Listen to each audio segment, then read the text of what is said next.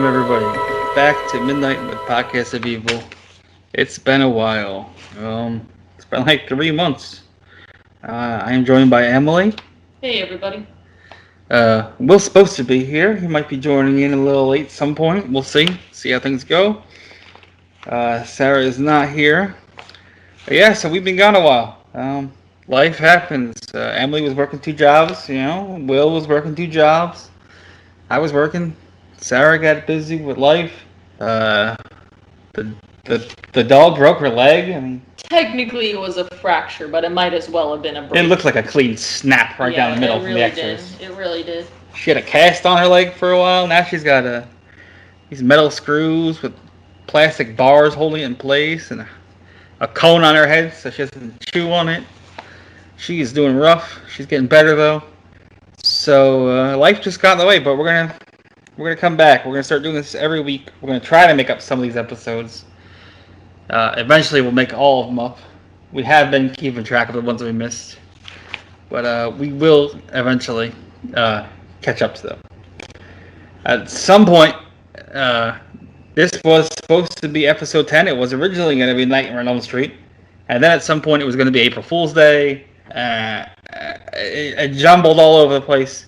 But today we're going to cover Critters. We're going to cover the 35-year anniversary. 1986 movie. Excellent movie. I love it. It's a classic. But first we got some other things to talk about. So you can find us on social media, which we are going to start doing more weekly episodes, and we will get back on the social media. So you can find us on Midnight Evil Pod on Instagram, Facebook, and Twitter. That's Pod, P-O-D. You can find us on anchor.fm/Midnight Evil Podcast. You can find us on YouTube, Facebook, Stitcher, TuneIn, Spotify. We're all over the place. So, we got some news stories here. I know we missed some stuff.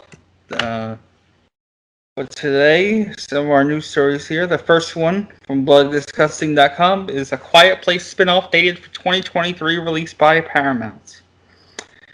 Now, it says last year they announced that a third Quiet Place was already in the works.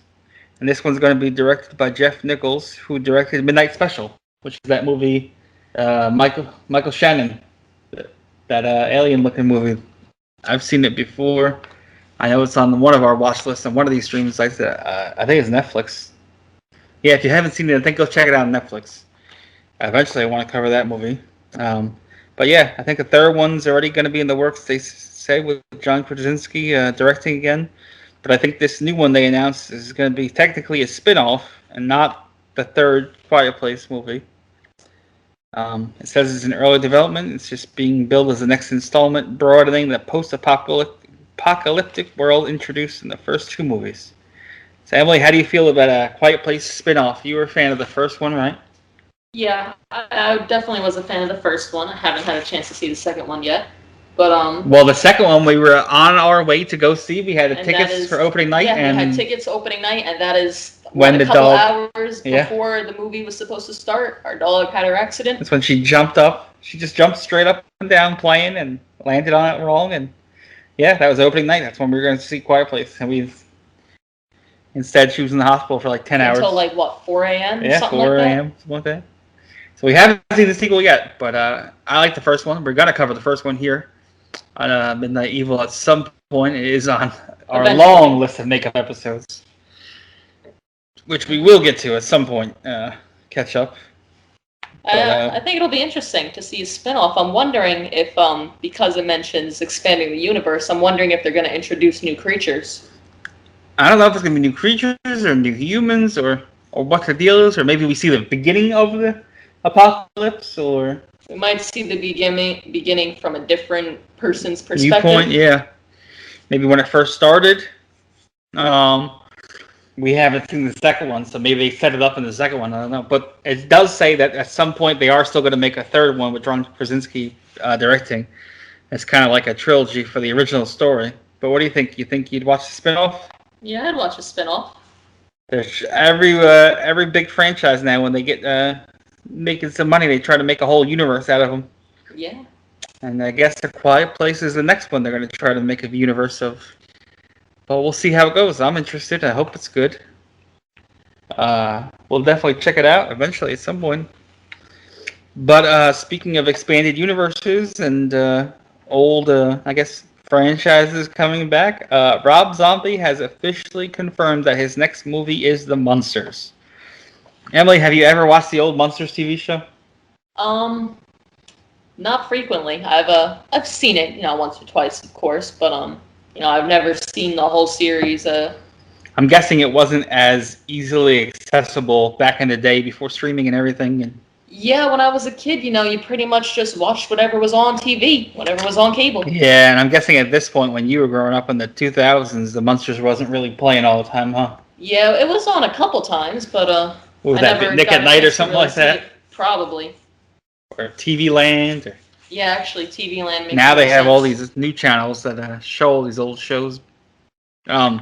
I watched The Munsters a bunch as a kid. I don't think I watched it all in chronological order. I think it was the same thing, whatever was on TV, playing reruns. But I'm excited. What do you think? You think Rob Zombie can pull off a family-friendly movie? Because I'm assuming if it's The Munsters, it's got to be family-friendly. I mean, it'll definitely be interesting to see. When I think of Rob Zombie, I do not think family-friendly, family-oriented. I think gore and violence. And do you think he'll make it family-friendly, or do you think he'll try to put his spin on it and make it more adult? I'm really curious to see that, because I don't know. I mean, if he's been trying to do this for 20 years...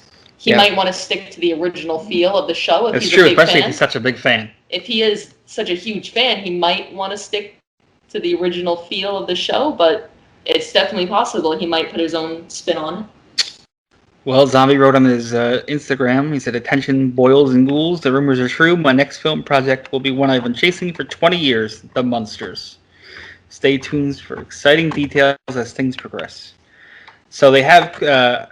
confirmed Sherry Moon Zombie and Jeff Daniel Phillips will be playing Lily and Herman Munster.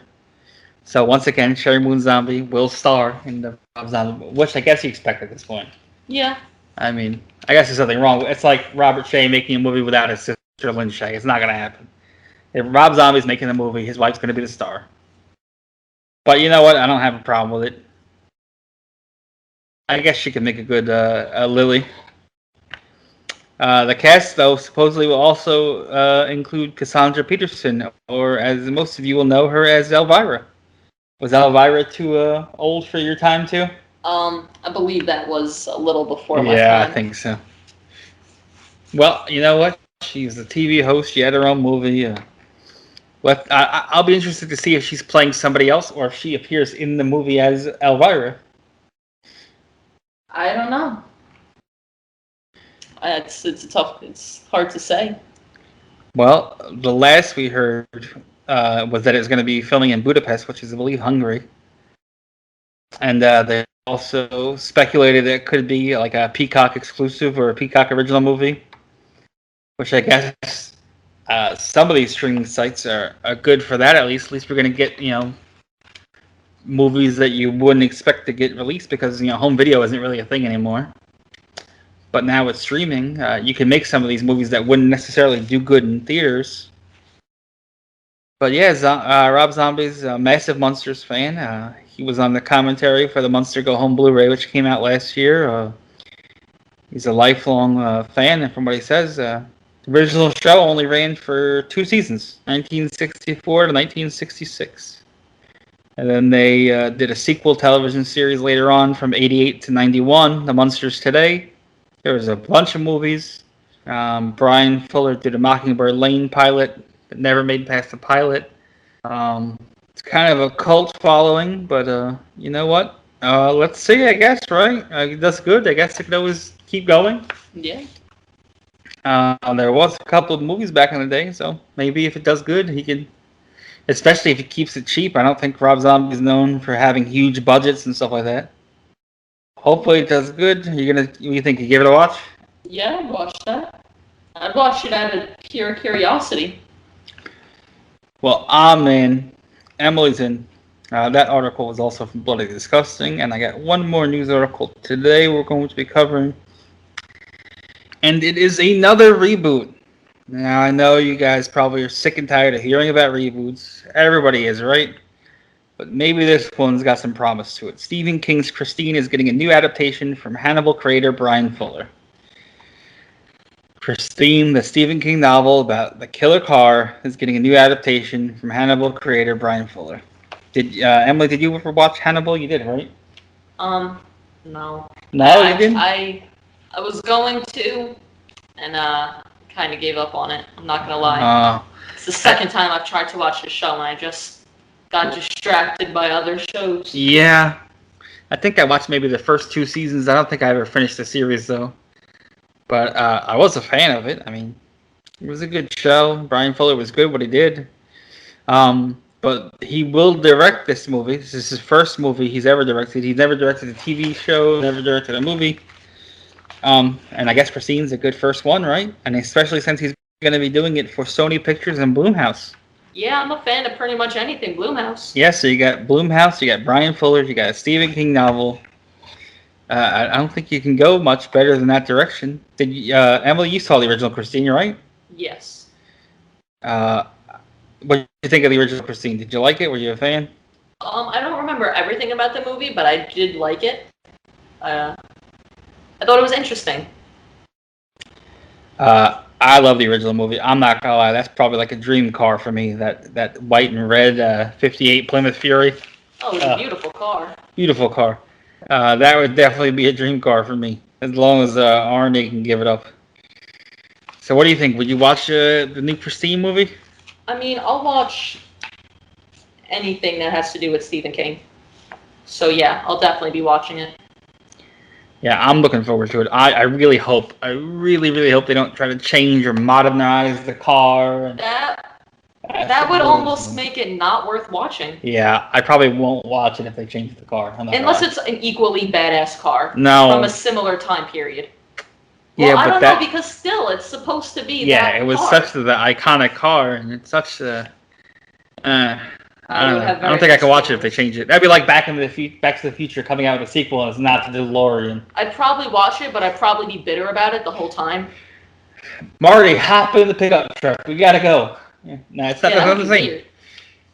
It's not the... Actually, what was I watching? Framing John DeLorean.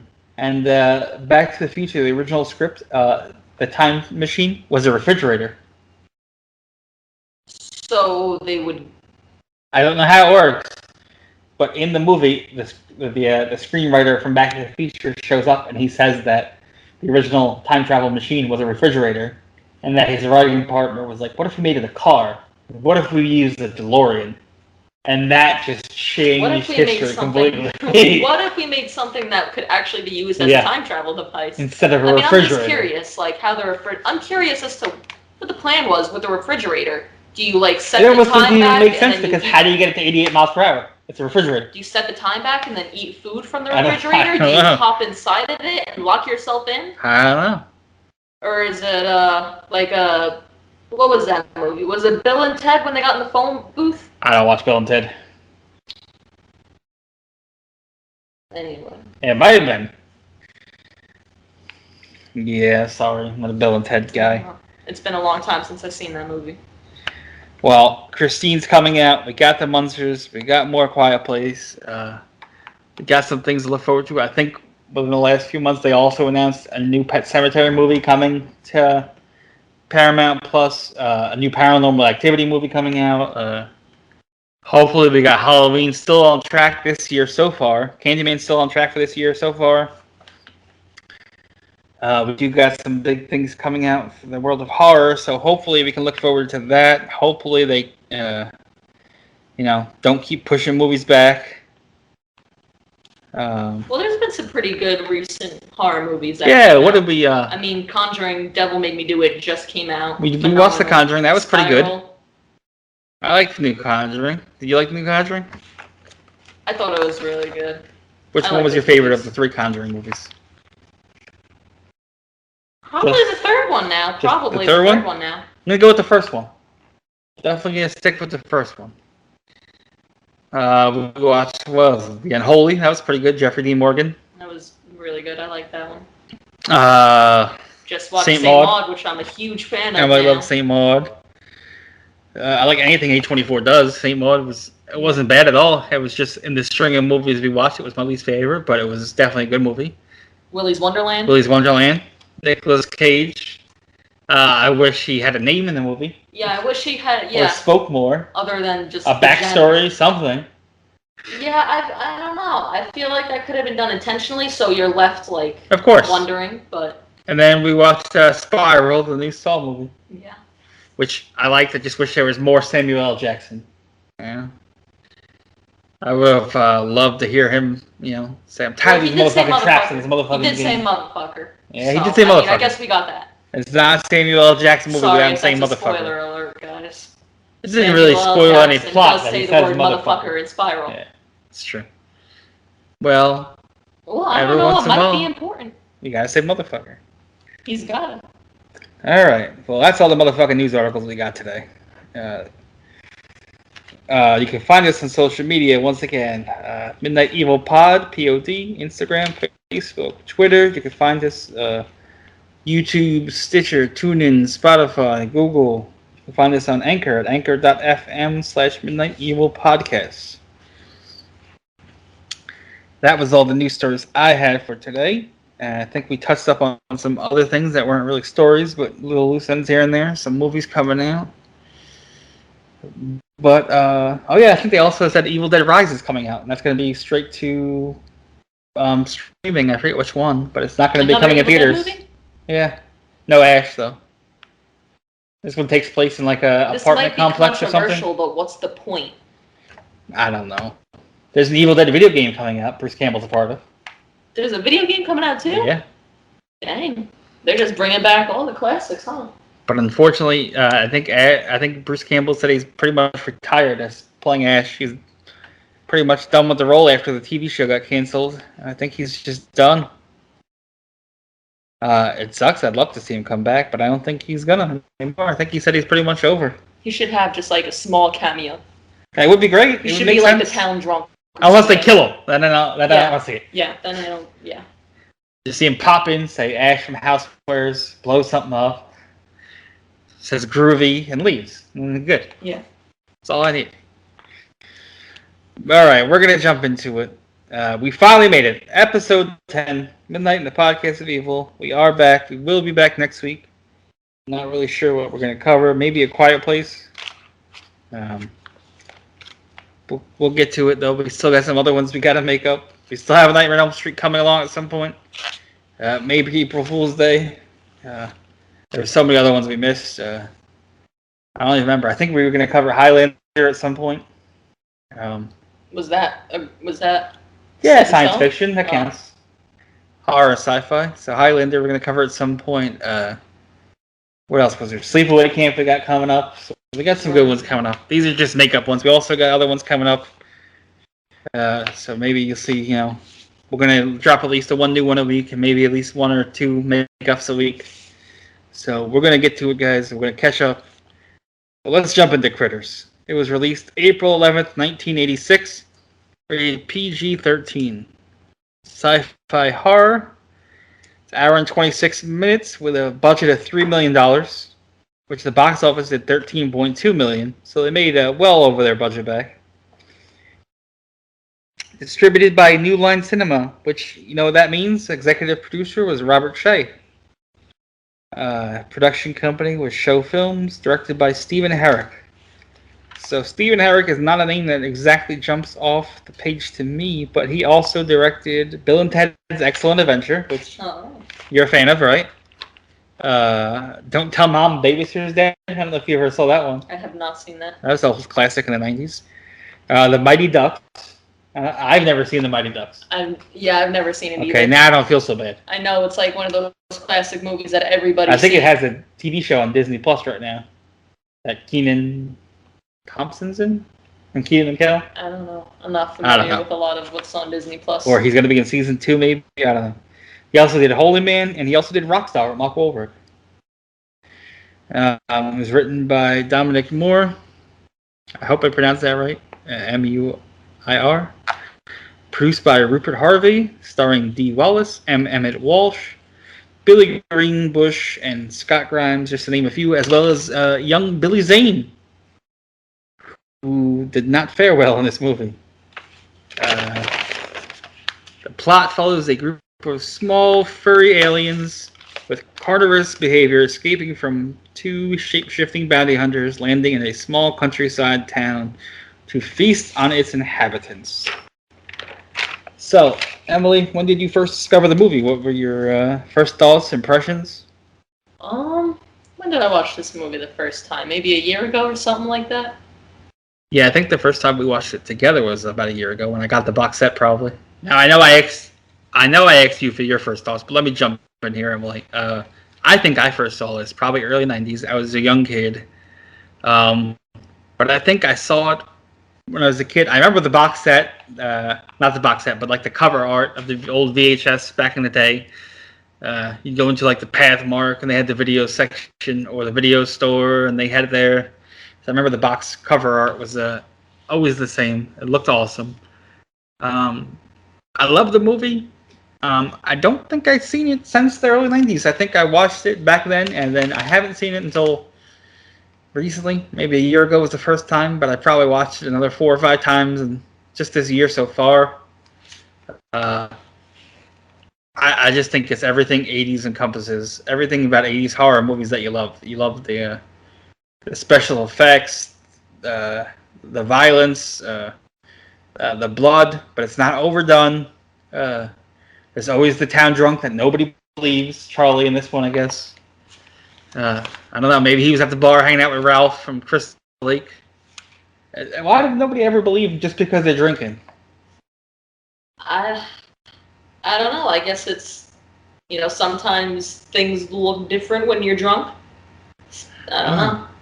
Listen, I've been drunk many, many, many times in my life.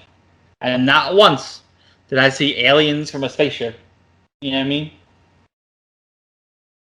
I don't know. I It guess seems like something I would at least wouldn't write off so easily. I would at least be like, all right, maybe we should check this out. Well, I mean, factor into the time too. Like the 80s. Come out 86. Yeah, 86. In a midwestern town in Kansas. Yeah. They probably thought he was crazy. Yeah, it's always a small Midwest or Southern town that these movies happen in. It's never it's never the big city. Well, except I guess Chud maybe. Honestly, they probably don't believe them because who wants to believe something like that? What were your thoughts on the movie overall? Overall, I think it's a very enjoyable movie to watch. From the beginning, you really get sucked into it, and there's just so much to learn about the Krites. I feel like they try to pack so much about them into this first movie, and in the later ones they expand on it a little bit. I think there was a lot of things abilities. In the movies that I forgot which movie they happened in. Yeah, me too. Rewatching this movie, there's definitely things that I thought happened in the first one, but apparently do not. Yeah, like I don't even think the bounty hunters are named in this one. They don't say their names at all. They just address them as the bounty hunters or whatever. Did you have a favorite kill scene or like a death scene? Because I'm not gonna lie, mine was definitely Billy Zane. I know there wasn't a lot of deaths in this movie. There was I have the official body count here. It was 1 cow, 2 humans, 8 Krites, and several chickens. So I like Billy Zane dying. They bit his fingers off. They ate his stomach out. My favorite kills were off screen. Those were the several guards that the Krites murdered. And that is because I don't know what the cultural thing is about, aliens and all this and whatever, but in the very beginning, when they are transporting the Krites on the prisoner ship, you hear one of the guards or the warden or whoever say, "Oh, they're eating too much. Kill some of them." Which, that to me is absolutely like, you're just going to kill your prisoners? That's ridiculous. I'm pretty sure that's how they probably did it back in the day at some point. Yeah, but like... And that's in America. That's crazy to me. Imagine how they do it in outer space. Yeah, that's wild. Yeah, I wish we would have got to see the deaths, but yeah. Even with the cop, there was only 2 deaths in the movie for humans, and we didn't even see the cop get killed. He just gets... Yeah, they drag him under his car. Yeah, dragged into the cop car, and that was it. Did you have a favorite character in the movie? My favorite characters are probably Charlie and Brad. What do you say would make them your favorite characters? Well, Charlie, because he was right all along, and he deserves that recognition. And nobody believes him. Yeah, and all he really wants to do is help throughout the whole movie. That's all he wants to do. He just wants to help people out. And Brad, because someone's got to care about the kid. I feel like this family, I know this is a very stressful event happening, but they got to keep better tabs on their kids. I think Charlie McFadden was definitely by far my favorite character. I do like M. Emmett Walsh. He's the sheriff. He did not come back for the sequel, unfortunately, but I've seen him in so many movies over the years, and he's always a great actor. But I think Charlie is definitely my favorite. I'm glad that Charlie sticks around for the sequels. We get multiple Charlies in one of them, at least one of them. We got multiple Charlies in this one, where the bounty hunters took his face. That's true. Well, at least they didn't kill him and take his face. Well, yeah. It could have been worse, I guess. Yeah, Charlie is my favorite, though. I think Charlie's a very likable guy. I think just because he's seen as the town drunk that nobody wants to believe him, but he's a hard-working town drunk. You know what I mean? Yeah. Do you have any other favorite scenes, like favorite kills or anything, or scenes in general? There's a lot of really solid scenes in this movie. There is. Of course, the classic scene at the end after the house is blown up. How Brad, one of the bounty hunters gave him this gadget, and it starts beeping. So he presses a button, and the whole house is magically rebuilt. Yeah, that was a pretty cool effect for the 86. The cat Chewie is in the mailbox after this is all being rebuilt. Would you say this was officially like the start of mail order pussy in the box? Like, I don't know. That's a big thing in the 80s and 90s, right? Everybody got porn in the mail. Yeah, I wouldn't really know about that. That's before your time. Yeah. Yeah. Back in the day, the catalogs that come in the mail, that's how you figure it out. Now you just gotta pick up your phone. That through my mail. I feel like that's something you gotta go rent at a video store. That's true. I don't want porno showing up in my mailbox. It's okay, they put it in discreet packaging always. Yeah, I bet the discreet packaging was not very discreet back then. Not a brown paper bag. Not initially, it wasn't. It was probably like a brown paper bag or something, so everybody knew what it was. Originally, when you picked it up, it just said shame on, like, smut, perverse live here. You're like, fuck me. All right, just trying to jack off in peace. That's good. There was so many good scenes. I think what some other favorites were. How about the scene when the bounty hunters are trying to absorb Earth culture, and they're just watching like a fast video of like different events occurring. All the different one things. Video they stop on is a rock music video. Yeah, Johnny Steele. That's the most important thing that they saw in that video of Earth culture. I think I like in the beginning too when they're just messing around with firecrackers, blowing stuff up, and then he shoots the sister in the ass with the slingshot.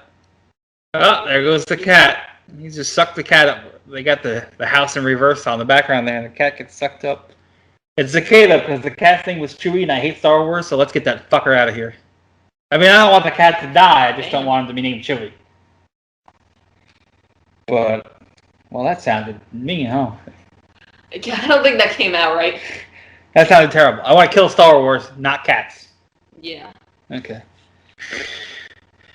How did you like the overall look and feel of the movie? The effects, the cinematography. I mean, this is 1986, and I don't really think you can tell. I think the effects look pretty solid. I'm not gonna lie; they don't look low budget. They don't look cheesy. Yeah, sometimes with the older horror movies, the creatures look obviously fake, and these ones looked semi-convincing. They did not look half bad. And even the spaceship looks good when it's flying. When the house blew up, when the house gets reversed. Yeah, the effects are very good in this movie. The beginning, when they're taking off the spaceship. The bounty hunters, every time they change faces. Yeah, the glowing green face. Yeah. I think even though it's a 1986 movie, I think the effects came out pretty fucking solid. Yeah. Did you like the overall look? I did. It feels like every horror movie that takes place in a small town. Yeah. It has, I don't know what it is about that look. It It looks like the 80s to me. Yeah. Looks like small town America in the 80s. Which, there's nothing wrong with that. That was my time. Small town America in the 80s. Corey Burton, who voiced the critters, also came up with their language, and he describes it in an interview as combining elements of French and Japanese. That's how he came up with the language. So then, which language did they use when the Krite said fuck in this movie? I don't speak French or Japanese. I think it's a made-up language that he incorporated. I think it was very interesting that the Krites were speaking English words. Yeah. Yes, true. They were speaking English just in their language. Just in their own language. I don't know. He said this when he came up with those elements of French and Japanese. Well. Charles Kyoto based the design of the Krites on the Looney Tunes character Taz the Tasmanian Devil. I mean, I guess I could see where the inspiration came from. They're both fuzzy and... Were you a fan of Looney Tunes? Spin around, I guess. Hell yeah. What was the other one? Baby, or am I thinking of Baby Muppets? I don't know. There was a Baby Looney Tunes show. There was, right? What was it called? I used to watch. I don't know. I don't remember. I don't remember either. I know I watched it back in the day. Were you a fan of the original Looney Tunes? Yeah, Looney Tunes are awesome. Did you have a favorite Looney Tune back in the day?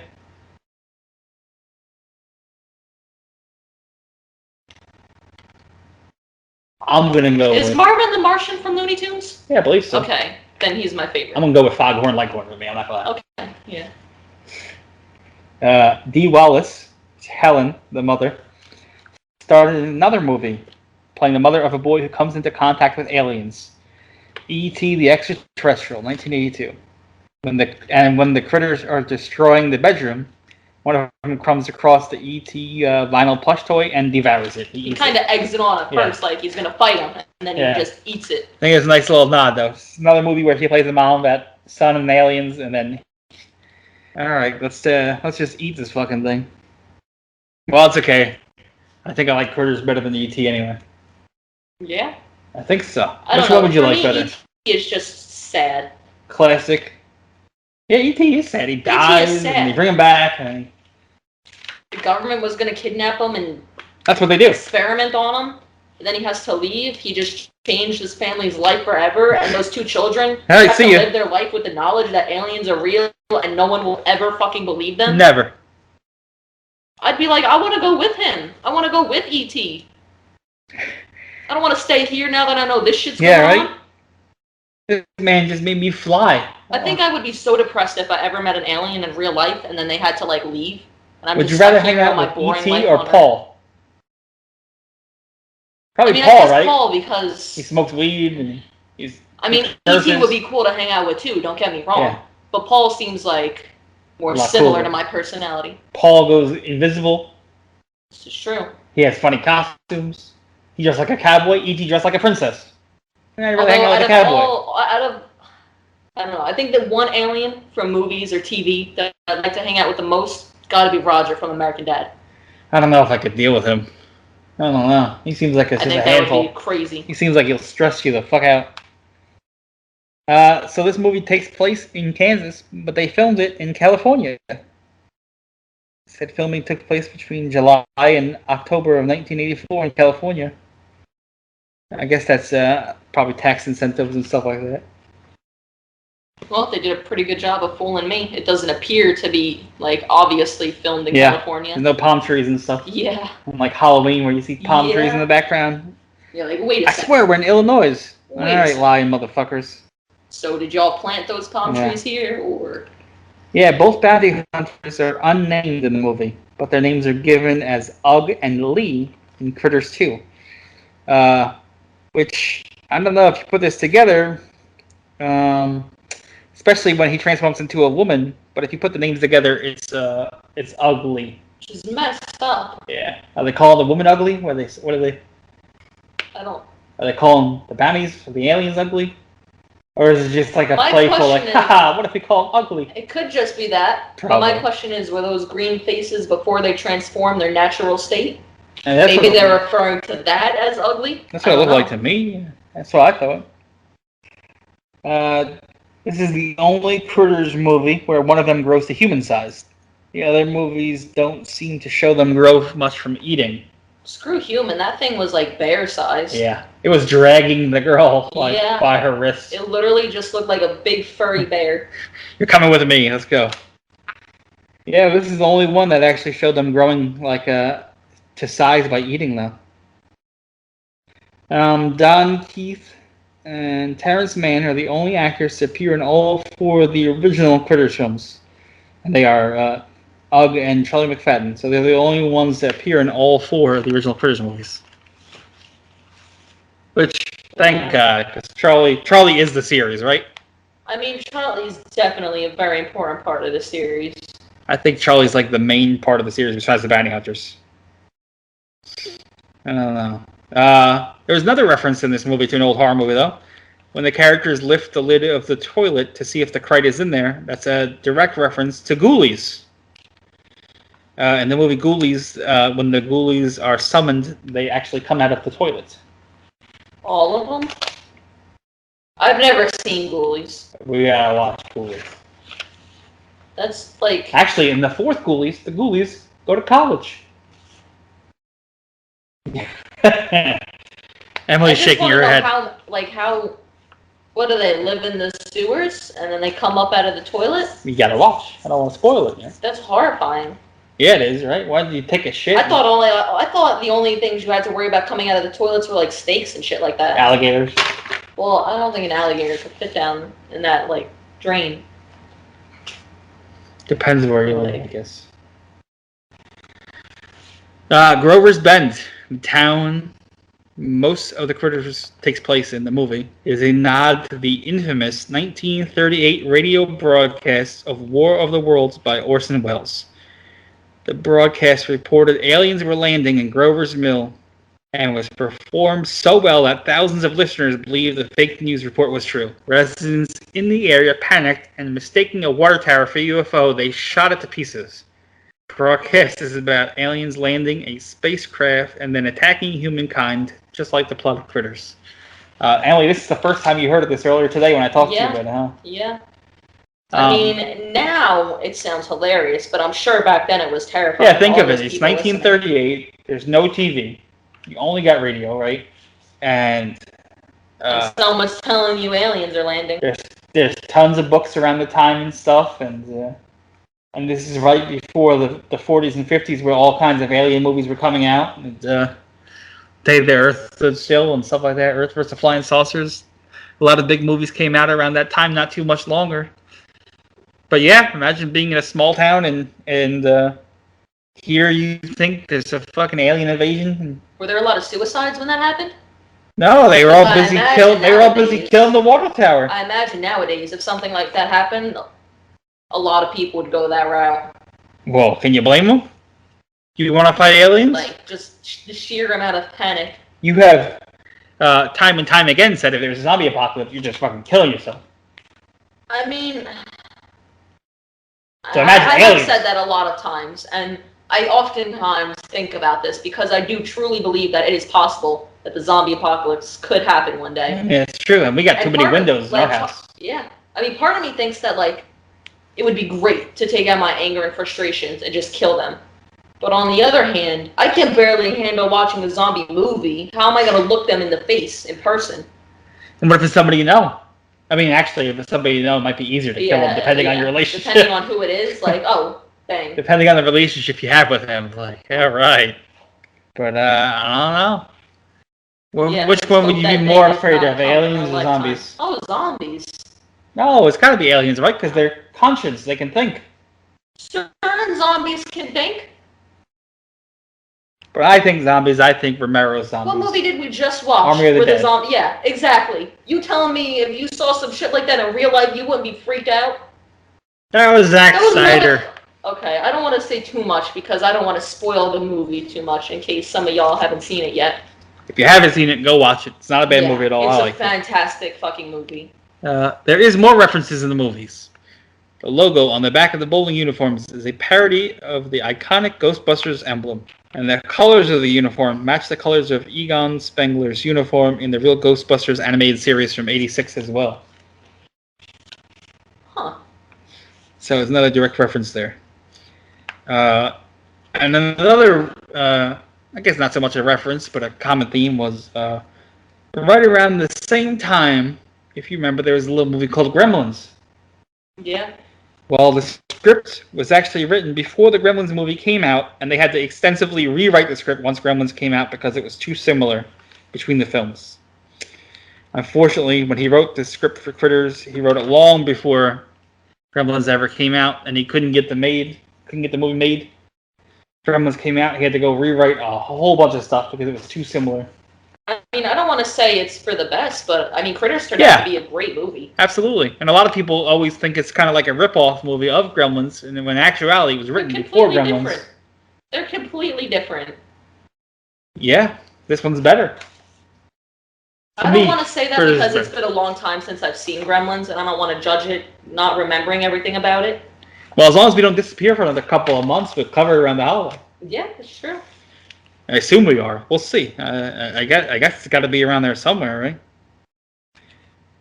right? Billy Zane appears in Critters, and Leonardo DiCaprio appears in Critters 3, and later they would go on to star in Titanic together. Billy Zane was in that? Yeah, Billy Zane was in that. I've still never seen You've still never seen it. I told you, if you got a couple of days free time, it's a long fucking movie. It's like a 3.5-hour movie, isn't it? Here's the thing. I love long movies when there's a good story. And Titanic has a good story, but it's very, very slow at times. The thing is, you saying that combined with the fact that isn't it like kind of a romance? Yes. And personally, I especially don't like romance movies that have sad and tragic endings. Well, then don't fucking watch Titanic. I know the ending to Titanic. Everybody knows the ending. Everybody knows. If you haven't seen it. I know the ending. Everybody knows that she could have just moved over a little bit and they both could have lived, But. Listen, I haven't seen how big that board is, but I'm sure they could have found a way to make it work. They could have fit. Well, I guess we'll never know now. Yeah. They could have tried. Yeah, it was worth a shot at least, right? Yeah, right? The Kyoto brothers, the special effects designers that made the puppets, because these are puppets, the critters, said that each fully articulated critters puppet cost about $10,000 each to make. What? And the reason the critters' fur looked so realistic because they used real moose pelts. Yeah. $10,000 a piece for those. When you look at the Krites, they look like... And we saw at least 8 Krites die. So we saw at least $80,000 worth of damage. When you think about it like that. And I'm assuming that the massive Krite cost way much more, and he was different sizes at different times. He grew into that size.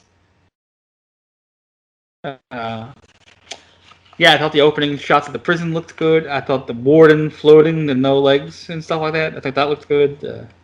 The dad threatened to wash Brad's mouth with soap and then skin him just minutes later, like, if he missed the bus. That reads everything in my childhood. Wash your mouth out with soap. You better not miss the bus. Oh, I mean... There was times where if we went to the bus stop, even in the pouring rain, and we saw we missed the bus, we would just stand at that bus stop all fucking day in the pouring rain because we didn't want to go home because we were going to get our asses beat. There was this one time when I was a kid, and I'd taken a shower in the morning.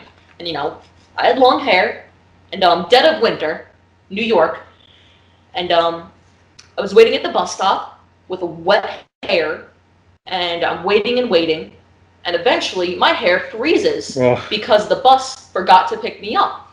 Eventually I walked home, and I was like, I don't know what to do here. So, I waited at that bus stop because I did not want to miss that bus. There was times where we waited at the bus stop the entire day. And if you saw your parents' car backing out or something, then you had to go hide. You didn't want them to know you missed the bus. I mean, eventually they would call. Yeah. But this is New York, and we grew up poor, so sometimes you didn't even have a house phone. You didn't have to worry about the call. Beat the mailman, take the mail, throw it out. Fuck them. I didn't learn fractions that day. I'm sorry. I don't know who got to the point A or point B first. I don't know. But that reminded me of growing up, man. The bar of soap, don't miss the bus. And also, how many times did you try to fake having a fever to get out of school? I mean, I never took the thermometer or anything, but Because in both movies, Dee Wallace was in. Her son tries to fake getting out of school with a fever. E.T. she falls for it. In this one, she does not. Yeah, because in this one, he had 106 on the thermometer. Degrees. So she's like, yeah, right, okay. 106 degrees, sure, buddy. No, I never really did the fake thermometer trick. This is a New Line Cinema film, and like I said earlier, it wouldn't be a New Line Cinema film without Lynn Shay. She's a classic. She's a great actress. Nightmare on Elm Street, Insidious, Critters, The Call. If it's a great horror movie, she's usually in there somewhere. I also like the bounty hunter, the face melting scene, the transformation scene that you talked about before. Yeah. And is this a small town thing? Who drinks milk with dinner? I mean, I thought that was like a childhood thing. Really? I feel like it's. Easy to do little hug drinks a lot of times. Those little hug things. Well, I mean, I mostly drank water because that's mostly what my family kept in the house. But I mean, I feel like that's something I've definitely seen in lots of movies. Really? Yeah. I don't think I've ever done that before in my life. Had milk with dinner. I'm sure I've done it before. I don't think Sometimes you want a glass of milk. Well, yeah, milk is fucking delicious, but I don't want to eat my steak with the milk. Well, no, not a steak, but if you're talking like mac and cheese and chicken nuggets. I don't think I could do it. I could. Mm. Or if you're having breakfast for dinner. Well, yeah, that's different. That's breakfast for dinner. But it's still dinner time. I guess. I love when the bounty hunter goes to open the door and just rips the whole fucking door off the hinge. And I love how they walk into the church blasting. Yeah. They just shoot up the church, take the priest's face, and leave. What would you do if someone was standing in front of you and they just started shaking and then their face turned into your face? Because I don't know what I would do. I guess I'd be like, all right, it's yours now. I guess I would go out and commit a bunch of crimes. I mean, yeah. Right? Because I could say, well, it wasn't me. It was my twin. Yeah. There's two of us. And then the last thing that reminded me of childhood would probably be the old tire that they used as a planter in the front yard. I'm sorry. That speaks everything to back in the day, being a child. The house blowing up scene at the end, I thought that looked incredible, especially for 1986. The spaceship taking off. The blowing up scene that reminds me of the house blowing up scene reminds me of a movie we are going to cover some point next month, as long as we keep doing this. Independence Day. I don't know if you've ever seen that one. It's been a while since I've seen it, but I have seen it. I think that's on this calendar for early July. I think that and Jaws. I think you can't have July without those two movies, right? Yeah. I thought the Cried Eggs looked pretty good too. The eggs at the end. I thought that was a pretty good way to wrap up the movie too. I thought, I thought all the special effects were pretty solid. I'm not gonna lie. Yeah. You've seen the sequels, right? Yeah. So there's a couple sequels. There's Critters 2, the main course. Critters 3, Critters 4, and then much later on there was also Critters Attack. Have you seen any of the television series? I have not.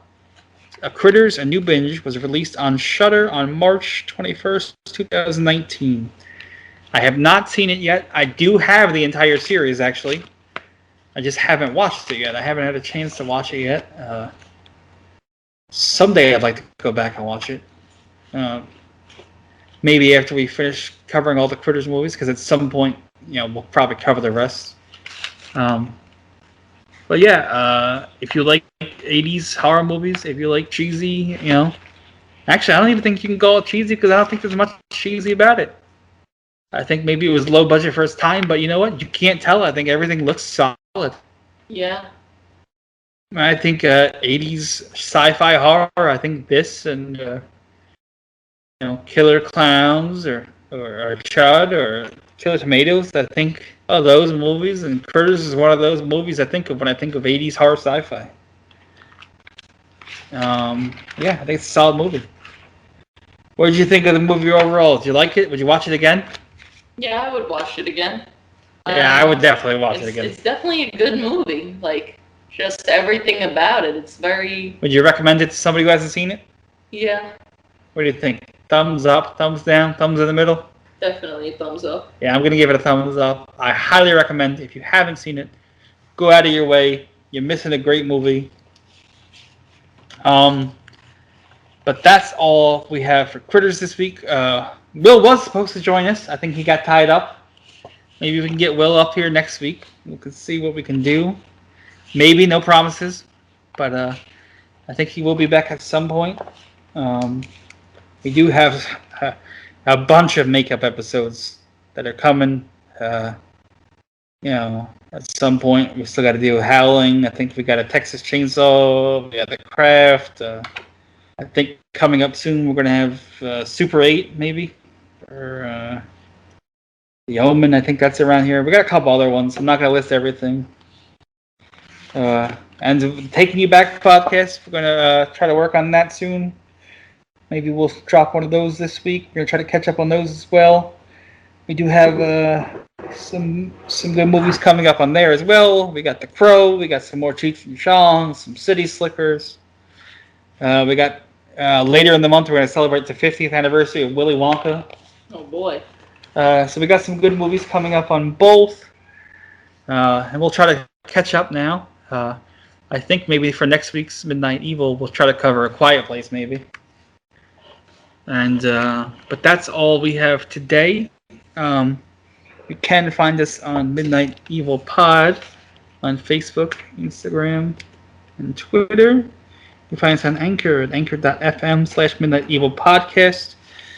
You can find us on YouTube, Facebook, Stitcher, Google, Spotify, TuneIn. Find us wherever you find your favorite podcasts. But that's all I have for today. Emily, thank you for joining. Thank you for having me. Will, hopefully you'll be back next week, and hopefully we'll be talking about A Quiet Place. We're going to get out of here. We're going to go hang out with the puppy. Hope her leg feels better. Thank you for joining us, guys. And we look forward to being back now with you guys. And hopefully you're still hanging in there and listening. Thank you.